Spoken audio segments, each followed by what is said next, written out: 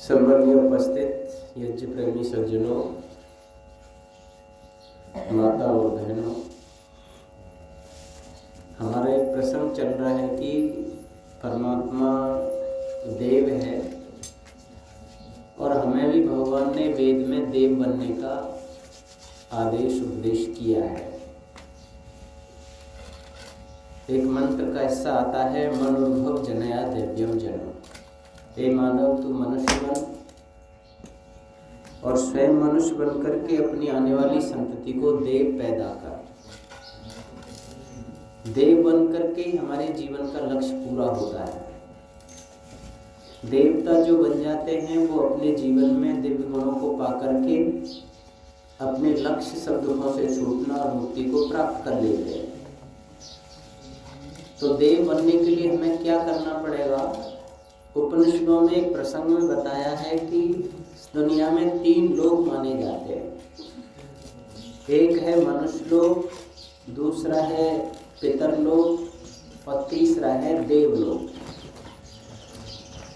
मनुष्य लोक में विजय पाने के लिए 2 काम करने होते हैं। जिसके पास ये 2 चीजें हैं वो मनुष्य लोक में विजयी माना जाता है।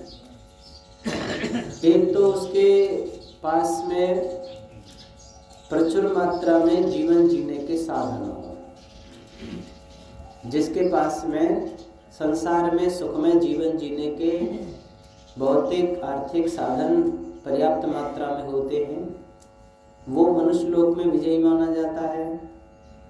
दूसरा, उसके पास में श्रेष्ठ सुसंतान होती है, अच्छी संतान भी हो, आज्ञाकारी पुत्र पुत्रियां हो, धन धान्य की वृद्धि हो, तो मनुष्य लोक में विजयी माना जाता है। सब लोग उसे धन्यवाद देते हैं, इसका जीवन सफल है, कोई कमी नहीं है और बच्चे भी इसके बड़े आज्ञाकारी और सुशील हैं, ऐसी प्रसिद्धि उसकी होने लगती है। उससे बढ़ के ऊंचा एक पितरलोक है। उसमें पहुंचने के लिए जो सामाजिक काम करते हैं, समाज को ऊंचा उठाने के लिए अपने तन मन धन को लगाते हैं, वो लोग मनुष्य लोक से ऊपर उठकर पितरलोक में पहुंचे हुए माने जाते हैं। कुछ लोग गौशालाएं खोलते हैं, धर्मशालाएं खोलते हैं, औषधालय लगवाते हैं, प्याऊ लगवाते हैं, या विद्यालय खोलते हैं, गुरुकुल खोलते हैं, या कहीं दीनहीन अपाहिज उनकी हिफाजत और सेवा करते हैं, पशु पक्षियों की हिफाजत सेवा करते हैं। समाज में कहीं कोई किसी प्रकार से दुखी परेशान है, उसके दुख और दरिद्रता को दूर करने का उपाय करते हैं। जो सामाजिक कार्यों में अपने जीवन को लगाते हैं वो मनुष्य लोक से ऊपर उठे हुए पितरलोक में पहुंचे माने जाते हैं। उससे भी ऊंचा उठा हुआ एक लोक है जिसको देवलोक कहते हैं। देवलोक में पहुंचने के लिए 3 काम करने होते हैं, जो वेद में त्रैविद्या आती है: शुद्ध ज्ञान, शुद्ध कर्म और शुद्ध उपासना। जो संसार में वस्तु स्थिति पदार्थ हैं उनका शुद्ध ज्ञान जिनको हो जाता है, मूलभूत 3 पदार्थ माने जाते हैं: ईश्वर, आत्मा और प्रकृति। ईश्वर, आत्मा और प्रकृति का ठीक ठीक ज्ञान जिसको, तत्व रूप में ज्ञान जिसको हो जाता है, वो देवलोक में पहुंचे हुए माने जाते हैं। ज्ञान के अनुसार फिर शुद्ध कर्म हो जाते हैं उनके। कर्म तो सारी दुनिया के लोग करते ही हैं, परंतु शुद्ध, बिल्कुल परिशुद्ध कर्म जिनके हो जाते हैं। और भगवान की शुद्ध उपासना, इन 3 चीजों को जो अपने जीवन में धारण करता है वो मनुष्य लोक से, पितरलोक से ऊंचा उठा हुआ देवलोक में पहुंचा हुआ माना जाता है। तो सबसे पहली बात, हमको शुद्ध ज्ञान की ओर बढ़ना चाहिए। शुद्ध ज्ञान मोटे रूप में हमको किस किस का करना है? एक तो अपना ही करना है, मैं क्या हूं, ये जो मेरा शरीर है या शरीर ही मैं आत्मा हूं, इसका ठीक ठीक विवेक हो जाए।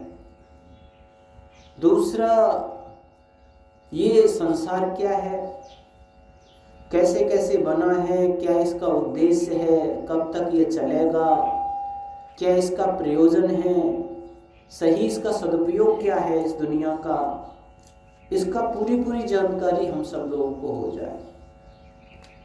और एक जो है इस संसार का स्वामी कौन है, मालिक कौन है, जिसने ये दुनिया बनाई है, जिसके द्वारा ये दुनिया चल रही है, जिसके द्वारा ये व्यवस्थित दुनिया है, उस शक्ति को, उस ब्रह्म को, उस ईश्वर को हम लोग जाने। ये जानकारी ठीक हमको होनी चाहिए। अपने बारे में अगर हम जानकारी की बात करें तो मैं एक बहुत बड़ा रहस्य हूं। हम अपने आप को कितना जानते हैं?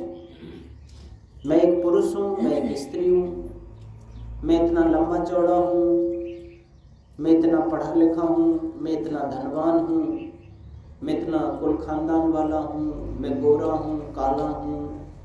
कितना जानते हैं हम? इतना सही जानते हैं। बाकी मैं केवल इतना नहीं हूं, मैं एक बहुत बड़ा ज्ञान, बहुत बड़ा रहस्य। ये जो मेरा शरीर है,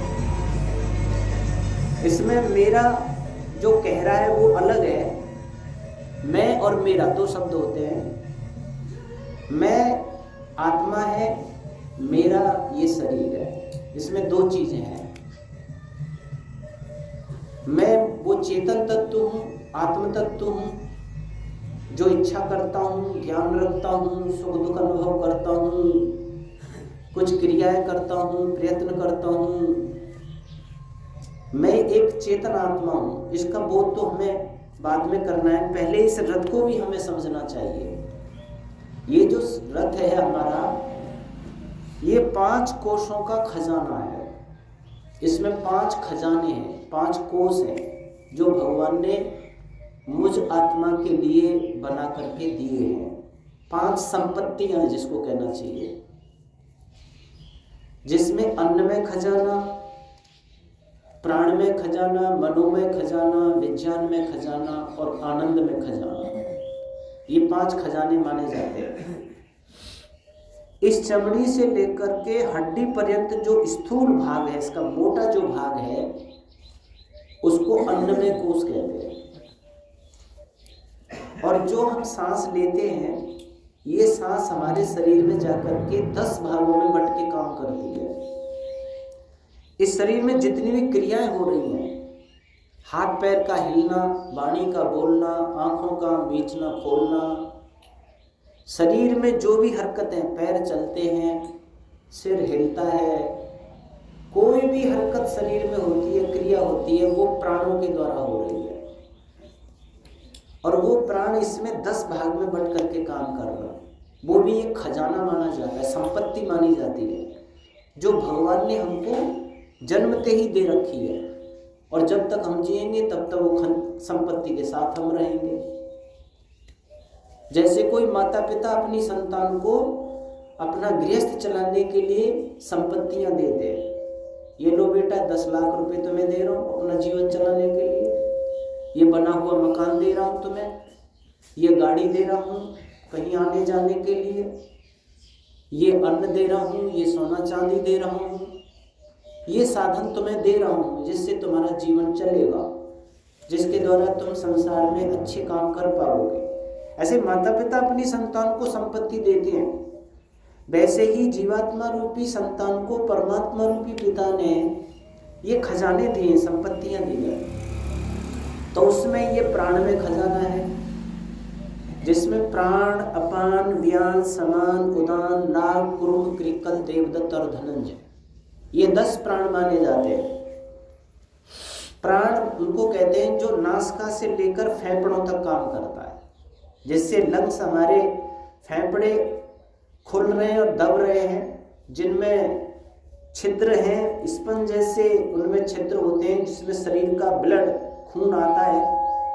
और जो हम सांस लेते हैं उसमें जो ऑक्सीजन जाती है वो उन छिद्रों में आए हुए ब्लड को साफ करती है।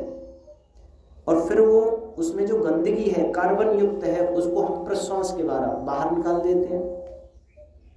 तो वो निरंतर हमारे शरीर की सफाई प्राण के द्वारा हो रही है, जो फेफड़ों में जा रहा है, ये प्राण है। समान प्राण इसमें होता है, जो भोजन हम निगलते हैं पाचन तंत्र में जाकर के वो पकता है और पक करके वो आगे रस आदि बन करके निकलता है। इस काम को समान प्राण काम करता है। ये जो भोजन निगलने आदि की क्रिया हो रही है, गति हो रही है, ये समान प्राण के द्वारा हो रही है।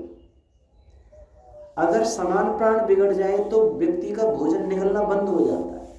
अंत में आपने देखा होगा, जो अंतिम सांस ले रहे होते हैं तो पानी भी डालते हैं चम्मच से, वो भी नहीं जाता, भोजन नहीं जाता है, दूध नहीं जाता है, दलिया नहीं जाता उसके अंदर, क्योंकि उसके अपान प्राण ने, समान प्राण ने काम करना बंद कर दिया। इसलिए अंदर भोजन आदि नहीं जा रहा, पचना उसका बंद हो जाता है, निगलना बंद हो जाता है।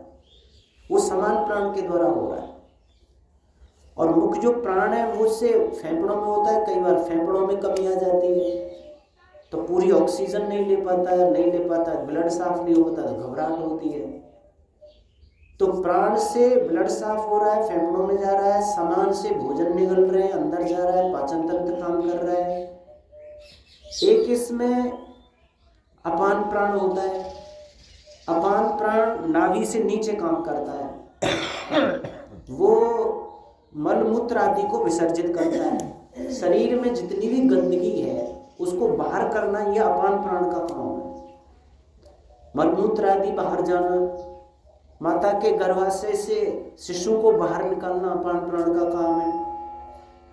जब अपान प्राण बिगड़ जाता है तो मलमूत्र ठीक ढंग से विसर्जित नहीं होते, उसका बड़ी आंतें बिगड़ जाती हैं, मल सड़ने लग जाता है, मूत्र रुक जाता है, उसके कई बीमारियां परेशानियां हो जाती हैं।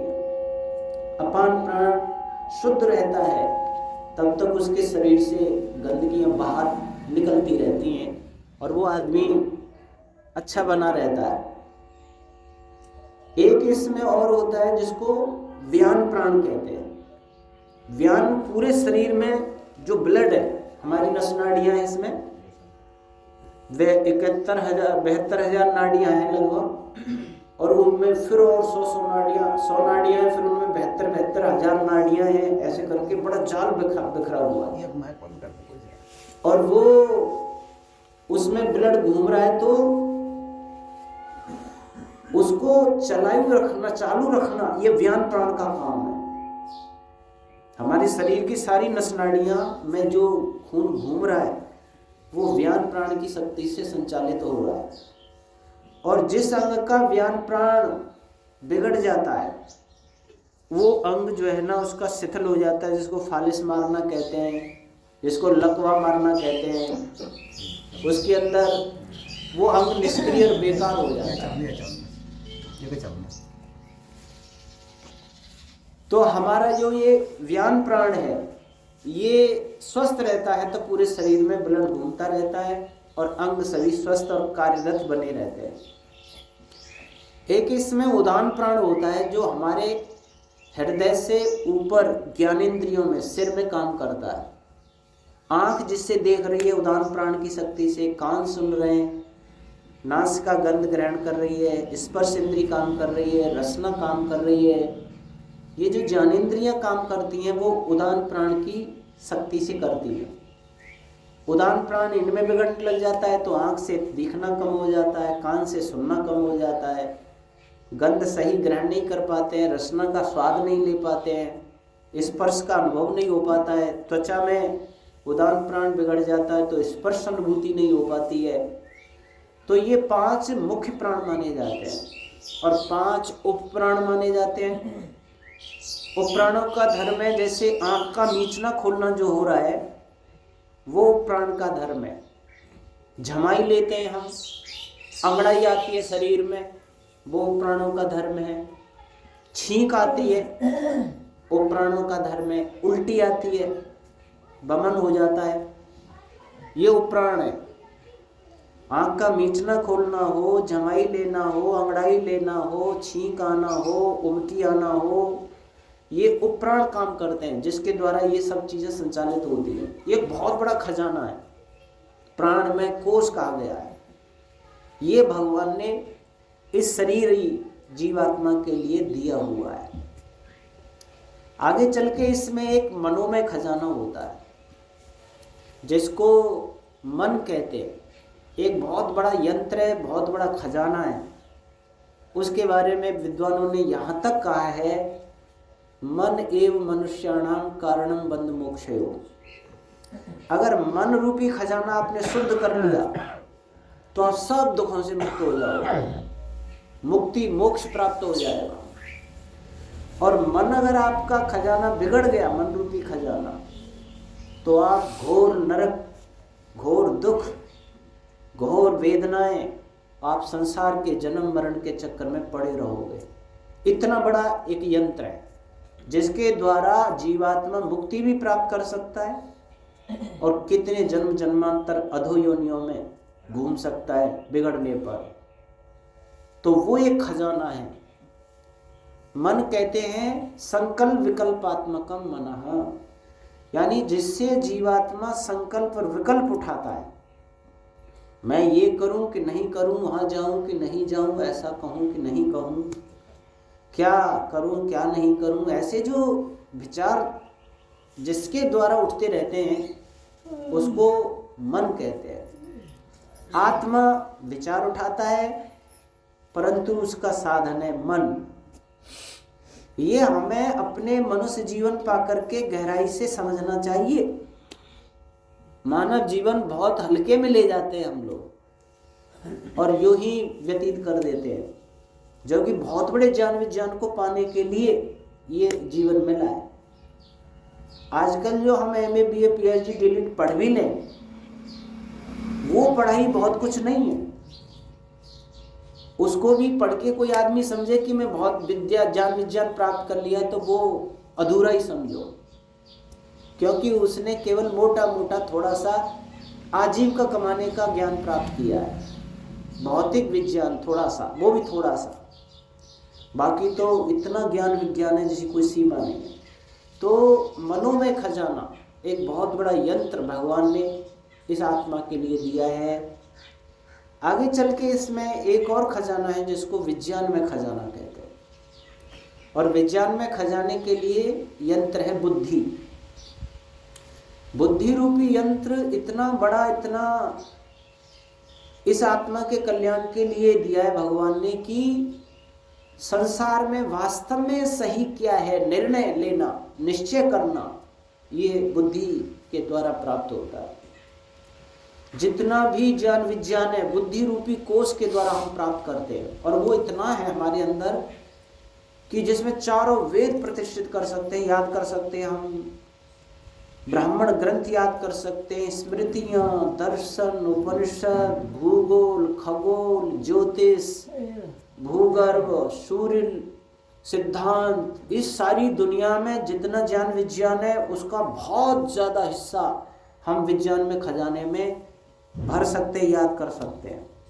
परंतु हम उसका कितना प्रयोग करते हैं, आज के वैज्ञानिकों ने भी बताया है, मुश्किल से 5% उस विज्ञान में खजाने का हम प्रयोग करते हैं। 5% उसमें कुछ ज्ञान विज्ञान भरते हैं, बाकी 95% तो रिक्ति ही जाता है, समझो।